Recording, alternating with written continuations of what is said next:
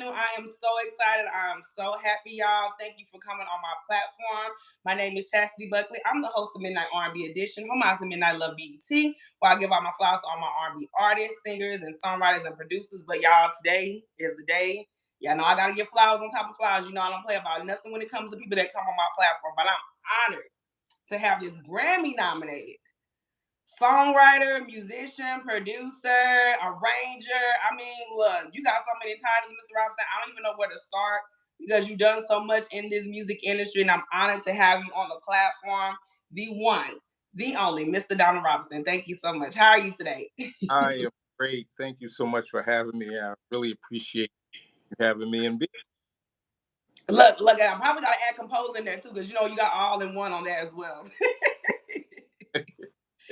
And yes, guys, today we are celebrating the 35th anniversary of Vanessa Williams' debut album, The Right Stuff. So how do you feel today? It's been 35 years. Isn't that crazy? it's crazy. 35 years, man, it seemed like it was yesterday. Such a good time, good record, good people. Wow, I can't believe. Excuse me, I'm struggling a little bit from these allergies here. No, take your time. So if you hear me cough a little bit, you know what's going on. But anyway, yeah, 35 years. I cannot believe it. Man, time flies. I am just still when I hear the song today, it still sounds like a beautiful song. Mm. To be able to be a part of such a great record. Look, you know she reposted us 2 times already. Look, she reposted when she gave you the shout out, and then she reposted about Dreaming, and I was honored because for me, what y'all did for Vanessa, and we'll talk about it later on in the show. This album, it means a lot to me, especially the Comfort Zone, you know, the second album. But for Right. her to you gear start her career, for you guys, you and Kipper and everybody that was involved in this process, it means a lot to me because Vanessa Williams, you know, she really is the American treasure in, you know, pop culture and black culture. You know what I'm saying? And I'm honored to have you on the platform. Thank you so much. So before we do get started, I always do a checkup, a mental check-in on my guests that come in. How are you today? And how you been doing since the crazy pandemic? I'm great. I'm great. Yep. Everything's good. Um, Before I did this interview, when I came on today, I was just kind of reflecting on some of the things that we did back in the day. The whole Right Stuff album, I was reflecting on that. And yeah, just gratitude, just thankfulness came in my heart because of people like you who are still uh, really pushing these songs forward. And, you know, music business has changed a lot from how it used to be. Oh So yeah. see um, people like you, Midnight R&B Edition, come in and do this type of stuff. I'm just thankful. I appreciate you, Chastity, for keeping this going. Oh, I appreciate that too. Thank you. Because like I said, you gave us like a look timeless hits. Because I mean, this ain't your only hit. We're gonna talk about more of your hits on the platform. But you know, I appreciate that because I think what you guys did in the 80s, and like I said, we're going back to 1988. It's Mhm. just amazing to me how the way music changed. And I feel like y'all literally gear start that hip hop sound and that R&B sound to kind of blend in and marry the two together. You know what I'm saying? Yeah. So for you to start that off with, you know, Vanessa, but before we do get to that and stuff like that, I wanted to ask you, how was it like growing up in Philadelphia, Pennsylvania? Well, I heard you from West Philly. You from West Philly. Is that what But, y'all call it? Because I yeah. don't know about the parts of Philadelphia, Pennsylvania. All I know is Philly. That's it. Born in- have you been here yet? Or you No, haven't? I've never been to Philly, but I actually have a cousin that lives in Philadelphia. So I do have a cousin that lives there. Okay. Okay. Yeah. I Yeah. need to come visit one day. I need to. Definitely. Yeah. But Food, good restaurants. You would enjoy that. But I'm quite sure. I'm going to try the Philly cheesesteaks. I'm going to try Oh, that. you got cheese. So I want to ask you, how was it like growing up in Philly? Was Philadelphia not even there? Who were some of like your influence of, you know, music and stuff like that? How did you get involved in music, and who are some of the people that you were inspired to when you started doing your stuff in Oh, Philadelphia? wow. So the bug hit me at a very early age. Age 13, I'll never forget. I was going to the barbershop, Mhm. and first time I heard jazz, and I was like, "What is that?" And I'm waiting to get my hair cut, and you know these old barbershops, they had like little radiator heaters, and all of a sudden I saw my hands just kind of acting like I was playing the piano, and just closing my eyes and really into it. All of a sudden I heard the barber say, "Play that piano, little boy," and jumped out of my green room and I remember getting my hair cut, running home and telling my mom, I want to learn how to play the piano. And Oh, that was it. It hit me at a very early age. I knew what I wanted to do. And Philly was a place where there was so many groups going on at the time. Kool Gang was from here. You had um, what called Raw Soul, Frankie Beverly, right? yep. Mm-hmm. Yep. True. From Philadelphia. So many groups. When I grew up, there was a time when it was bands playing pretty much every weekend in different clubs. It was the West Philly bands, the South Philly bands. We used to do the battle of the bands every week. Hey. Groups basically playing around the city. So it was a great time to grow up. Earth, Wind and Fire. Everybody wanted to be Earth, Wind and Fire. You had the Commodores. You had all of the band groups, Santana, everybody. We all just wanted to play like them. So there used to be like 6 or 7 of us, horn sections and instruments and a vocalist. And yeah, it was a great time to strive in Philly and really pursue a music career. So I grew up at a really good time. Mm. So by you catching that bug of jazz and jazz hitting you, inspiring you, did you go like to like a performing arts school or in college and stuff like that? Like, how did you like really get deep in the arts? Yeah, so for me, it started. I played by ear first. My brother played, bass, and we used to just go around our friends' neighborhood and play at different local clubs in the city and listen to records. I remember my first time actually learning how to play. It was a song by Santana called "Oyu Como Va," and it was this Oh, organ part. Dun, dun, dun, dun, dun, dun, dun, and I said, "I'm going to learn how to play that song." And I had this little ebony organ, and I noticed that if I had some change in my pocket. If I put pennies on the notes that didn't sound right, I was like, okay, that don't sound right. Play another note, that don't sound right. Until I had it where all the notes I could just see they didn't have pennies on it. And that's how I learned how to play. And I mm, started my ear. And then after that, we formed a band called Raw Image. And mm. band called Brutus. And then that's when it started getting serious for me. I knew this is what I wanted to do the rest of my life. I went to a community college first. I was actually a flute major. I always played piano, but I couldn't read piano. So my high school teacher told me, look, you probably need to play another instrument because you have to take classical lessons and you're not going to get accepted into college. So I ended up playing. I wanted to play the saxophone. They didn't have a saxophone. I ended up playing Oh, flute. I'm like, flute? Yeah, yeah. Play this for now. You can always switch over. So I started playing the flute. I end up loving it. You oh, like I loved Herbie Mann and all these jazz flute players. So I grew up kind of listening to a lot of flute players. Then I went to a community college, and then I switched over to what is now called University of the Arts. Um, mm, and the thing about playing the flute from a musical standpoint that was good was I used to play the flute like classical music. So I used to hear all the classical stuff. And that helped me with my music arranging and stuff. And then I would go to the basement where the jazz band was and play the piano and with the R&B stuff. So I got a big part of both worlds. So I would learn to arrange music, do string arrangements and things like stuff like that from the classical standpoint. And right. learned the piano, playing jazz and R&B. So that helped me. It was a small company in Philadelphia called Philly World Records. Mhm. I went there as a music arranger first. And they had writing out horn charts. They had me doing string arrangements and playing keyboards for artists. And Right. then that's how the whole thing happened with Vanessa Williams. It happened through a small company called Philly World Records, where I did a lot of songs for that label at the time. Right, Yeah, right, makes sense. Because I mean, I know you talked about in an interview that you, McKinley, and Mike, y'all all got together and did this thing, right. and started Philly World Records. And I think that's amazing because, like I said, you just took the mindset of what you were doing with your music. Because, like I said, when you can play anything artistically, that goes to show you have a craft and the knack for the arts. And for yourself, for you three guys got together and created this, this sound, because like I said, Philly has a very, very distinct sound. And I think it's amazing. People don't talk about, because I know we talk about the Motown stuff like that, but Philly is very, very known for its Oh, musicality. You know what I'm saying? So for that alone right there, I wanted to ask you, so you three guys got together. Is this how you met Eugene Wild when you did this, and his family? Like, how did that all get about? Because, is that really like your first hit? Because it's like that's your big breakthrough when you came through. so worked at Philly World under a guy by the name of Nick Martinelli. Now, McKinley Horton, Mike Forte, and we were kind of like of a team. I was more of the arranger. McKinley was an incredible writer. Mike Mm. Forte writing and doing some production stuff at the time. And then Nick Martinelli, he was like the main producer there.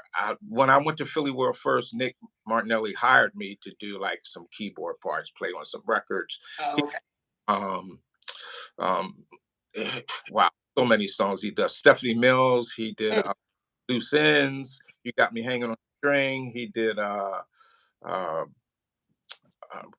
so many other groups that he was the main guy, and he started producing Eugene Wild first also. Um, Oh, okay. but what ended up happening is me and Eugene became really good friends. And Eugene, he was from Florida, um, and then we became roommates when he was in Philadelphia. So we were doing a lot of writing together, and Right. he was like, "Listen, I produce one single for me. You got to produce this. I think you're going to do it the best." I'm like, and that was my first time at producing. I'm like, "You sure?" What? Yeah, I want you to produce a song. You can do it, man. Because he heard all the arrangements and everything I did. And I did a lot of arrangements on his record. And Mm. Gotta Get You Home came out. And he was like, I Yes. want you to produce that. So I started with that song, and it ended up being a number one Mm. on the charts, which was a blessing. I think at that time I might have been 23, 24, something like that. And what ended up happening was after that, the doors just opened up for me to meet people like Vanessa and Rochelle Farrell and some other people uh, to do other records. Yeah. But gotta get you. I mean, come on, like Mr. Daughter, all of luck. Now, technically, I'm be honest. I was a little youngin' when that song came out, but my family, we played at the barbecues. But for Fox to bring that song back to life, for my generation, they go to show you I had to go back in time and see who it was, because, like I said, they were playing on the Soul Station a lot, but not knowing for hip hop to be influenced with your sound. That Right. goes to show you how impactful it was at the time. You know what I'm saying? For it to come back to the '90s and Blackstreet to do it. You get what I'm saying? So I know you were very honored when that came about. Oh, I was very honored. And again, still today, when I look at the record and see how many people redid the song, I do it. Foxy Brown did a version of it, and Come there's on. other people. And even looking at some of the Instagram videos and seeing smash up and people taking the song and doing their own thing to it Ugh. is amazing to see again another song that just is an R&B classic that is still being played today. Okay, it makes sense of what you were saying too, and I just something just got in my head, and I makes sense of how influenced your sound was with that jazz from the "Wit Gotta Get You Home." I can hear that the horns and the sound and everything you did, because I mean it sounds very like a dance groove, but you can lay back and chill with the song, so it's intertwined with a smooth R&B Right. inner sound with it. But I think for me, when I'm looking at the sound of what you were doing, you were kind of intertwining like the jazz and R&B together, marriage, and kind of make that sound. And I'm starting to think about it now when I'm thinking about Eugene Wild's song "Gotta Get You Home," because I can hear that playing. I see Yeah. why my family played at the barbecues. I see why it was such a chill, laid back song. But then you could dance and groove and move. You know? Right. Yeah. Yeah. And like I was saying, growing up and learning string Mm. arrangements, learning orchestration, and going to college, I think I added that element to the song Yes. because McKinley and Eugene were the ones who wrote the song. They just basically, the way we did it back in the day, we had a cassette tape, put this cassette tape on, just start playing and start singing whatever. And they were singing and playing. And an hour into the tape, I think that's when you heard the "Ooh, baby." And we were like, yeah, that's the part. That's the part. Okay, record out of that. That's the hook. So Right. came about. They wrote the song, and then I was the guy who kind of put it all together when it comes to the arrangements and adding the strings and Mm. instrumentation to it. But we had a great team. We had a drum programmer by the name of Jim Solomon, who did a lot of drum programming back then. Right. And Eugene and Mike Forte was writers of a lot of that stuff.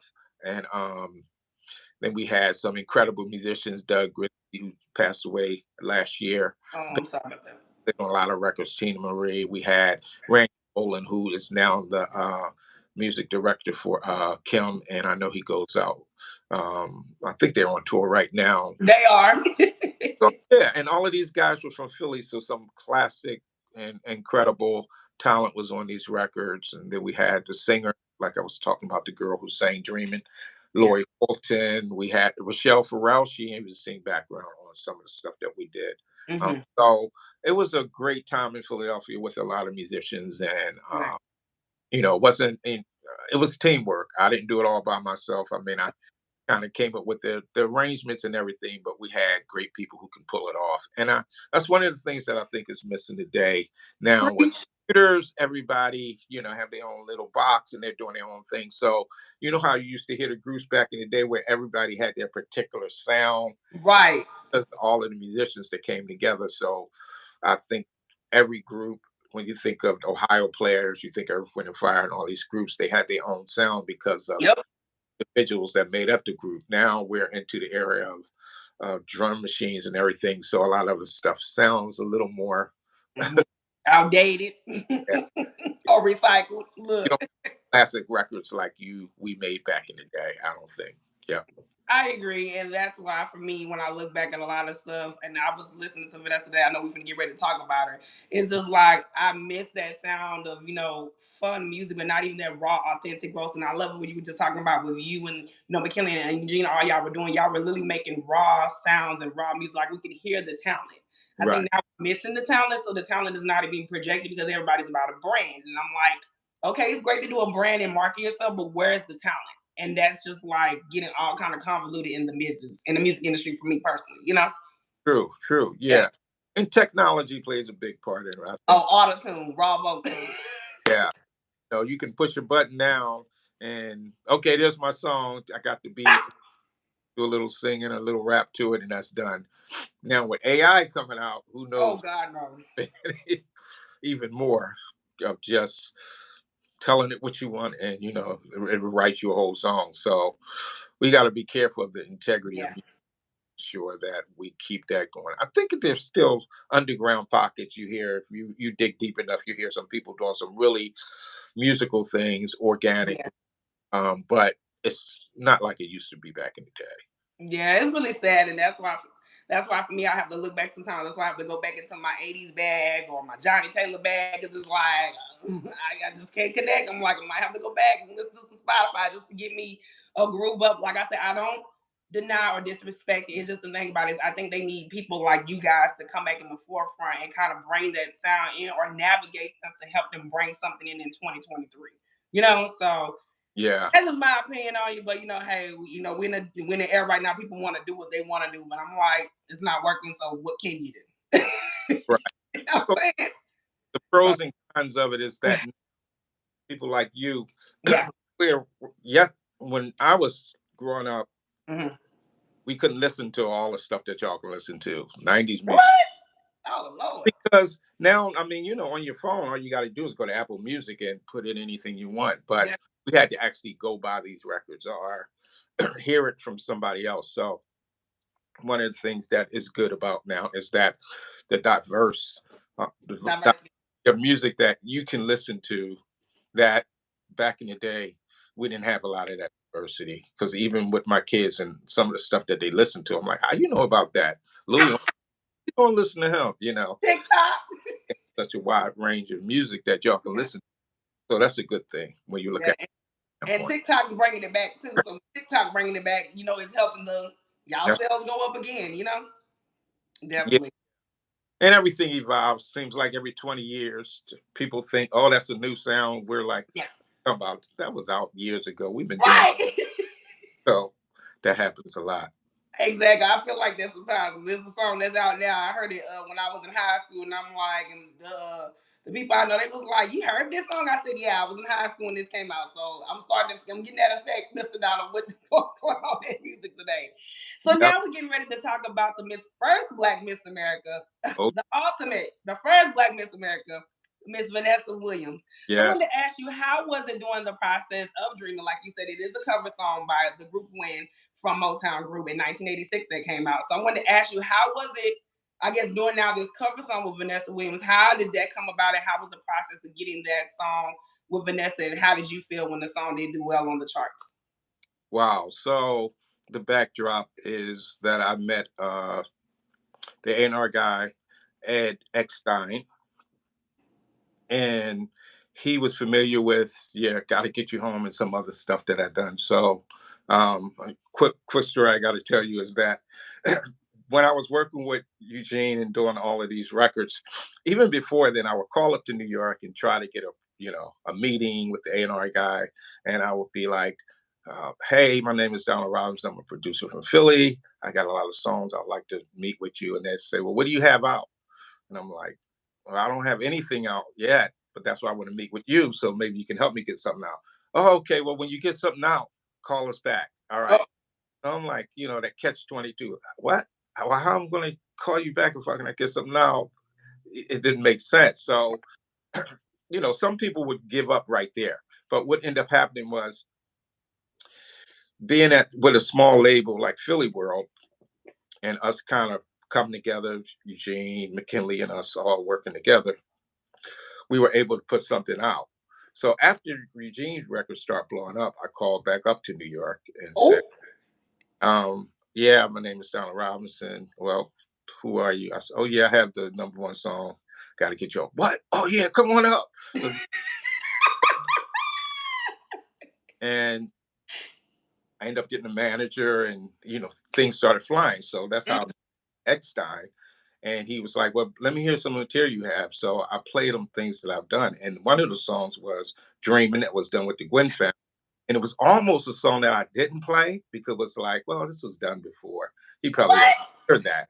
So he was like, "Oh, this is nice. What else you got?" And then I said, "Well, I got this song called Dreaming." And it was done. He said, "Let's hear it." And he heard it, and his eyes lit up. And it was like, whoa, wait a minute, play that again. Oh, that's perfect for her. She got to do that song. And that's how it came about. He heard it, then he sent it to her. She loved the song. And of course, this was going on, right after all the controversy that would Yeah. happen, her being Miss America and losing her title and stuff. So she was going through a period in her life where she wanted to prove who she was. Like, I'm not going to let that distract me. And that was the thing I got from her. She was like one of the strongest persons that I ever knew. At that time, she was like, they can say what they want to say. I'm not going to listen to the news. I know who I am. I know what I want to do. And I'm moving forward and going to make this great record that people want to recognize that, I'm here to stay in the industry. That's So right. she heard Dreaming. She loved it. I met her for the first time. She came to Philly. We were in the studio. And the thing that really struck, that I really noticed about her is her dedication, her focus. She was like singing it. I think we may have spent like 3 days doing that song. And she would be like, "What do you think? What do you think? That part could be a little better. Should we do this over?" But just her Mm. tenacity just to like get it the best way that she can do it. And being so young at the time really said a lot about her and her character. Mm. Uh, and she really nailed it. She did a great job, and um, the record company was happy with it.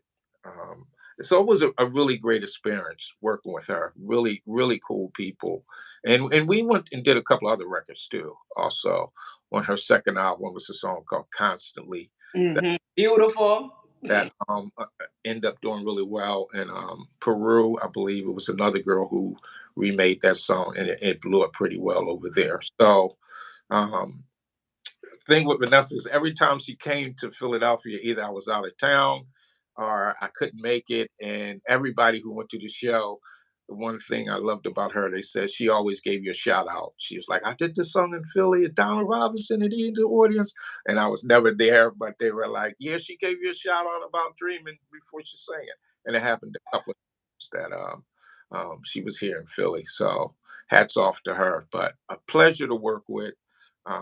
Really dedicated, really focused, and knew what she wanted. And I'm saying this not just for her, but other artists who are aspiring out there. They may That's right. get how did that happen, and talking about some of the principles that's needed to be able to succeed in this business, Yeah. especially. You had a lot of that going on with her and negative press and stuff like that. She just like whatever overcame it and really did a great job. And it ended up turning into a beautiful, beautiful record.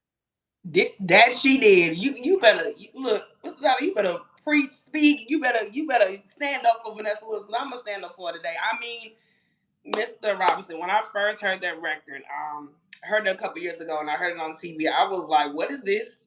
I'm like, wait a minute. Mind you, I love Say the Best for Last because that's how I was introduced to her at 7. But when I heard Dream and I said, this is the one, this is a ballad that I love. I'm an R&B girl, so I'm a balladeer type of person. When I first heard it, was so beautiful. It sounds like a dreamy song, but those horns, everything you did on there from the instrumentation was so beautiful. It was so lovely. It's like one of the quiet songs you can hear, late at night. They play all the time on the radio. But for me, this was like one of the perfect ballads for it to be number one on the R&B charts. Her first number one. Like people don't talk about that. Everybody talks about Save the Best for Last. That's a signature song, obviously. But we needed, if it wasn't for Dreaming to walk, say the best for last had to run. You know what I'm saying? Right, right, So for this song to kind of set her tone for her career, it makes sense on why she does what she does. She's a right, balladeer girl. She can do, like I said, she's very versatile, period. But I feel like for me, as a fan, I love Vanessa Williams. I love her in her ballad bag. But I do love Darling. Darling, those two right there are one of the best ballads off the album. I love the right stuff. I know that kind of broke her through and like really gave her that start. But I feel like once she got into her ballad group, she was kind of setting the tone of where she was kind of going with the music. It makes perfect sense. And yeah, like your song to be sampled 9 times, like from what I see, and then you had the late great Nipsey Hussle. He sampled the song, and then you got the Lock sampled it. Like you're influential in hip hop. So how does that feel for this beautiful ballad to be influential in the hip hop realm for what you did back 35 years ago? right, right. Yeah, I mean, I can't even think of the words to say, but it's amazing. I mean, just being blessed to be able to be on a song that has such longevity, a song that considered a classic, and I still think it's one of those songs that can last forever. I did mention on my post on Instagram is that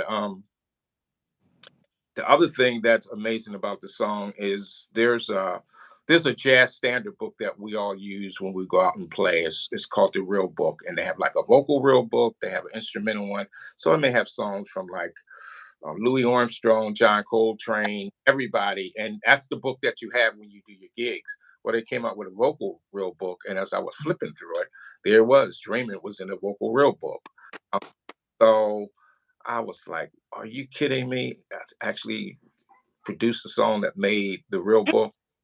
So and the thing about that song is that it does have a lot of jazzy elements to it when you Yes, and I love it. yeah. And one of the things that just that hook when it comes to dream and just those chords are like your really magical sounding chords. And when I first heard it the first time when McKinley started playing a little bit on the piano and we kind of came up with the idea of the arrangement, I knew right then and there, yeah, this song's got some magic to it. And you just need the right voice to sing it. And hopefully they would market it because it's under the backing of the But those words I hear in my heart. That whole part right there just really makes me jump because I'm telling you, like, Mr. Donald, for that song to be so timeless and for that song to really, still touch me, as an adult now. Because, like I said, when you're young, when you hear stuff, it's very, very beautiful. But I think as an adult, you hear it and you want to be in love. This is a love song. People want to be in something like, I mean, when you listen to it, it sounds like you're in a dreamy state, but in a beautiful state for it to really touch and navigate the heart. And that's what I love about this song because This really, really, they call it was number 6 on the pop charts, but I feel like this is her real R&B bag because like we really in that jazz mode, R&B, like all her influences are on this album. And that's why for me it makes perfect sense on why she did this because we had the right stuff, give her that hip hop, that R&B, that New Jack Swing that was really coming. Because like I said, you're in the realm of Bobby Brown. Like this is Bobby's year. Don't be cruel. This is Albie Shore. Like this is everybody who was really on the charts. So Vanessa came in just in time to really set her mark in the 80s. And even with what she went through, she persevered because no matter what, she didn't let anything distract her because it was all about what she wanted to do. And I'm proud did that for her. And I thank you so much from the bottom of my heart with it. Like, y'all ate that record. That they call now. Yeah, sometimes you get those magical moments when you just have a record and you start getting goosebumps when you hear it, even studio, and you know that, whoa, something's happening here. And that was one of those records that just really came to life with the arrangements, with everybody who's played on, and the sax player, Ryan Kerber, he put his thing down in the middle of the song and did an incredible sax solo. So, yeah, it was just one of those records that was classic. And when I first heard it, I was just, it went number 1 on the R&B charts, and just to be her first number 1, her first. yeah.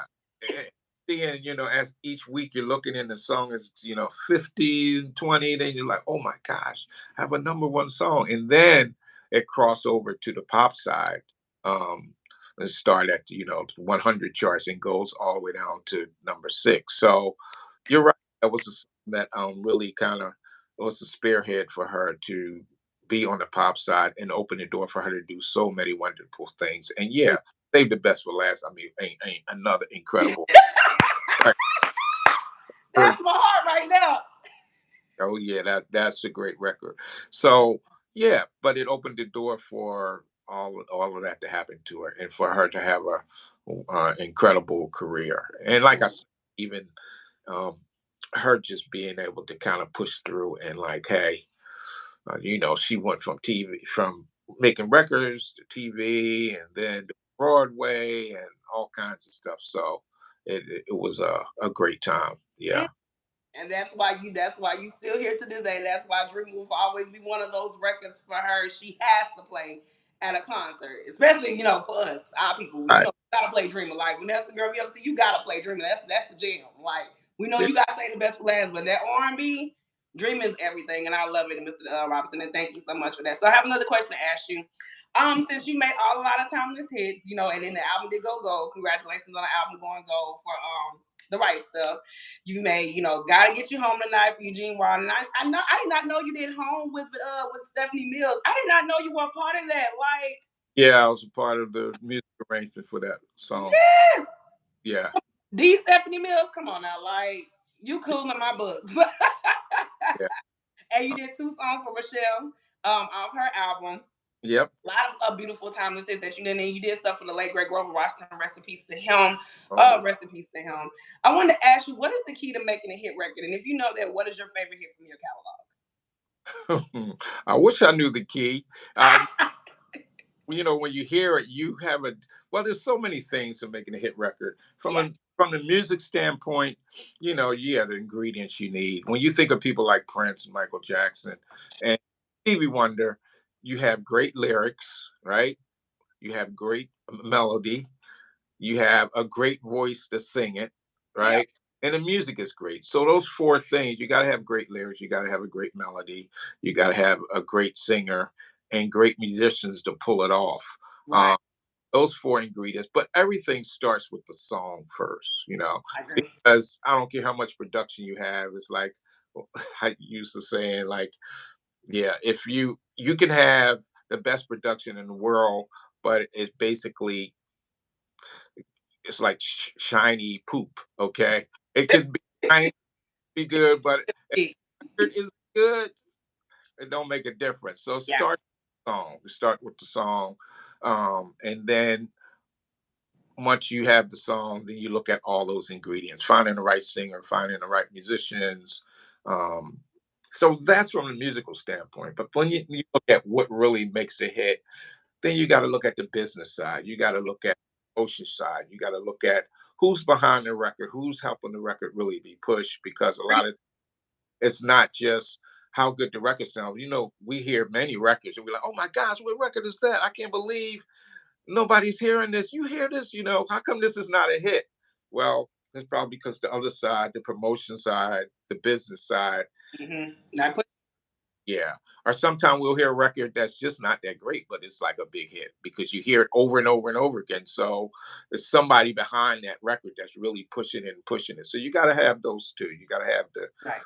creative side, and then you got to have the business side. And usually that's, if you're looking at it from quote commercial hit, then that's kind of the ingredients for that.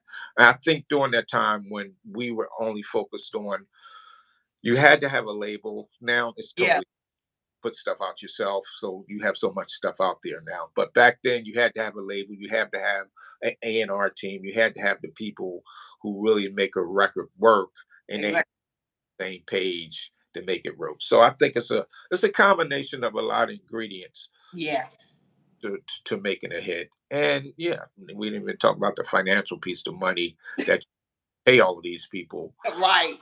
You push all of that to make it happen. Um, but there's nobody really knows what's going to be a hit. You can kind of have in your head, like, I think this can be a great record. Mhm. If some of those things fall through the crack, then that may stop it from being a hit. Right. So, do you have a favorite hit from your catalog? Oh, favorite hit. Oh, you mean from the stuff that I've done? Yes. Uh, Period. wow. Um, that's a lot of stuff. I mean, working with Rochelle Farrell from a Mm. standpoint, incredible records. I believe we did. We wrote. So I love songs that have great chord progressions that are really musical, that kind of give you not just a little catchy phrase, but also I can listen to the music, and every time I play it, I hear something differently. I love those type of songs. Oh, So I would say the songs that I've done, of course, the ones that are being classic today, Dream, Gotta Get You Home, and Rochelle Farrell, Welcome to My Love. I really like that. mm. Um, Also did a song with Phyllis Hyman, Grover Washington Jr., Sacred Kind of Love. Yes. I love that song. Beautiful. Beautiful. A lot of stuff that I did with that didn't really get a lot of airplay, but on the jazz side, stuff that I did with Grover, it's a Christmas song called um, "In His Infant Eyes" that I believe is a beautiful, beautiful instrumental piece. So, um, yeah, I mean, I have a couple of them, but yeah, the ones that stand out, of course, Streaming and Vanessa and "Gotta Get You Home with Me Tonight" are kind of, yeah, some of my classic favorites. You Yeah, better preach. You better preach. I mean, look, you didn't go on to the hip hop side. You got all the, and it's funny because we always talk about how R&B people love hip hop, but a lot of hip hop heads love R&B. It's always that marriage that they got.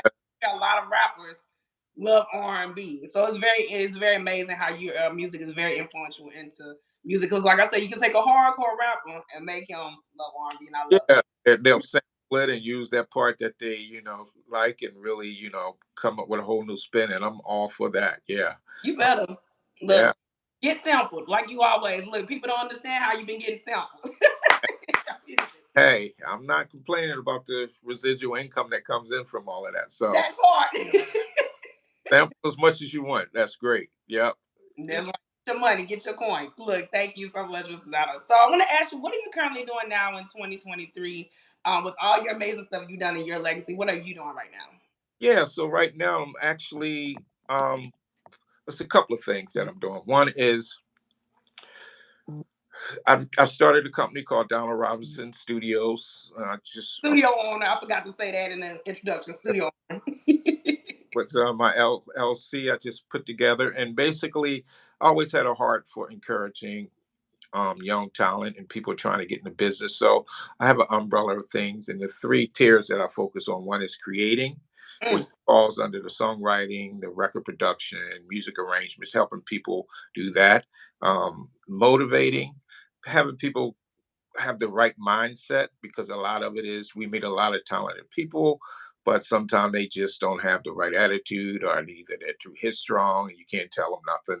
So I like to motivate people, talk about um, being disciplined, talk about strategies, talk about uh, consistency, focus, all of those things that they need with the right mindset to really be successful in the business. And then the other one is educating, is really educating people about copyrights, about knowing what your rights are, about how to get residual income, about branding yourself. So I'm now with my company, I'm focusing on helping people on the creative side, the motivating side, and the education side to put that all together. And what I'm doing is basically taking a lot of younger groups, taking them in the studio. We do a couple of hands-on workshops where I put them in a room. You sing, you play bass. Okay, let's start from scratch. How do we make a song? And Mm. learn together, and we do a project, and I'm going to be putting them out.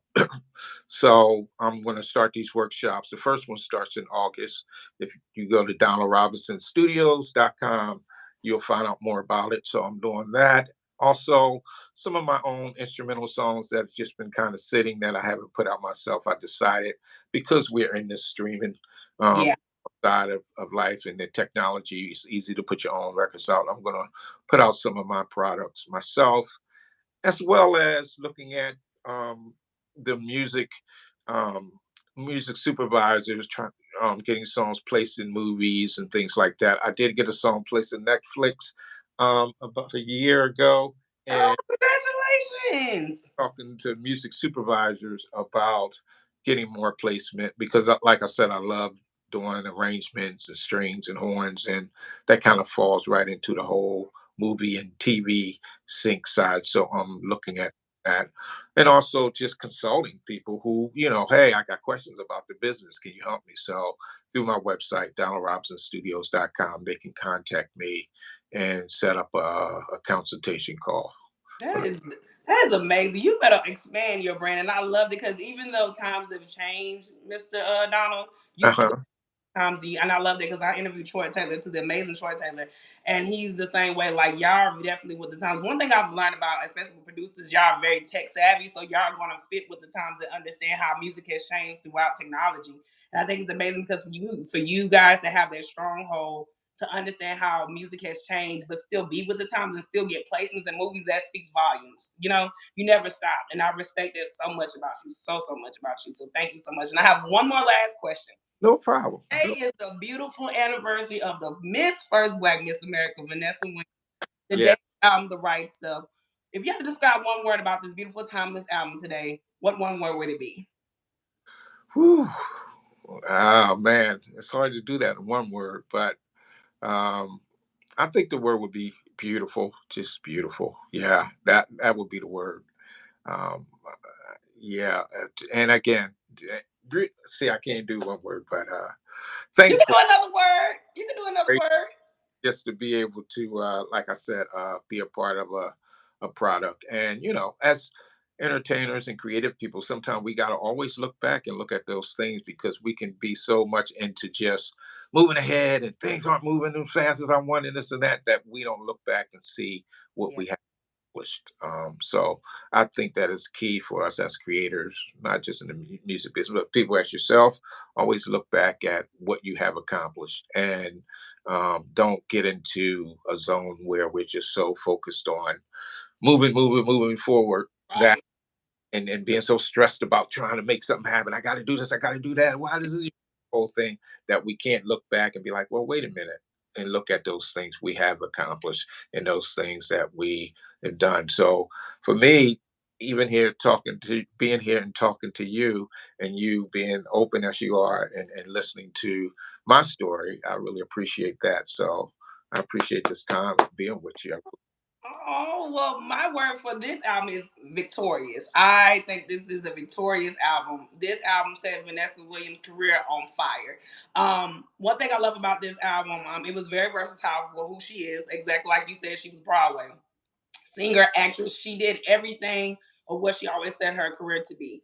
What I love about this album, I love that the right stuff gave her that new jack swing, but when we got the ballads that really set her tone for what she was getting ready to do or getting ready to become, and once the comfort zone hit, Right. um, thankful for this album because this album for me, it made me understand Vanessa as an artist.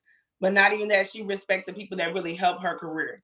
And for the things that she had to deal with in her past, I'm so proud that she never gave up. And I wanted to say this to Mr. Donna. I was reading a lot of articles about the Jet magazine at the time when she was coming out with the Comers on. A lot of our people were very happy she came back and came back strong.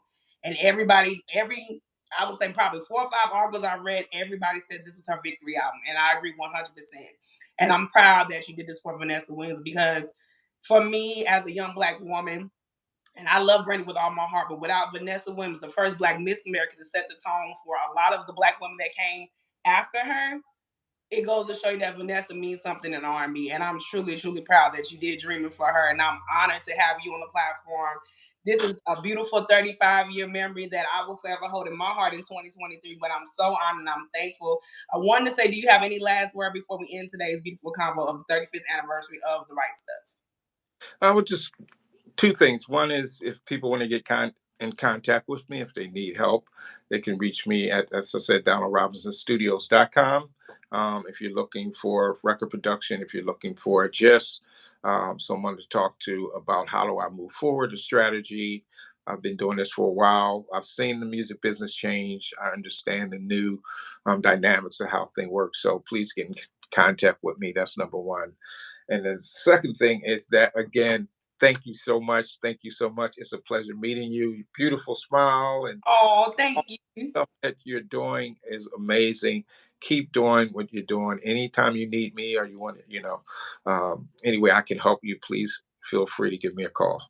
Oh, thank you so much. And y'all, we are done with our beautiful interview with the, hold on, Grammy nominated R&B legend, songwriter, producer, arranger, composer, and studio owner of soul music, Mr. Donald Robinson. Thank you so much from the bottom of my heart. God bless you and thank you so much. And happy 35th anniversary to Vanessa Williams' debut album, The Right Stuff.